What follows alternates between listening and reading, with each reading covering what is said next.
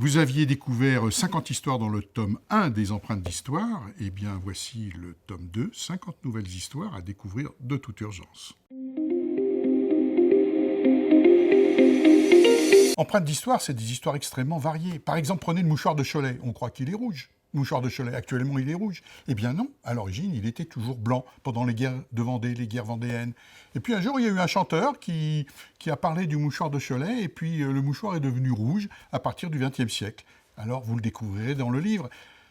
Un roi de France, Louis des Huîtres, il était surnommé comme ça. Qui était-il ? C'était Louis XVIII, parce qu'il mangeait tellement d'huîtres, il en mangeait une centaine à chaque fois, qu'on l'a vite surnommé Louis des Huîtres. Le couperet de la guillotine. Il a coupé le cou de Louis XVI, mais est-ce que l'on sait que c'est Louis XVI lui-même qui a dessiné le couperet de la guillotine ? Comment le sait-on ? Eh bien, par le petit-fils du bourreau, car le bourreau, avant de mourir, s'est confié à son petit-fils, lequel a écrit ses mémoires et a révélé que le couperet avait été dessiné lui-même par Louis XVI lors d'une réunion aux Tuileries. L'ange de Nagasaki. L'ange de Nagasaki, c'est le survivant de la bombe atomique qui a été larguée par un pilote américain à la fin de la Deuxième Guerre mondiale sur le Japon.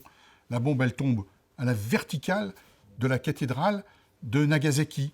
Et l'ange est balafré, c'est un ange en pierre. En 1976, le maire de Nagasaki, dans un souci pacifique, de paix, l'a offert à l'UNESCO à Paris. L'ange survivant de Nagasaki, il est à Paris, à l'UNESCO.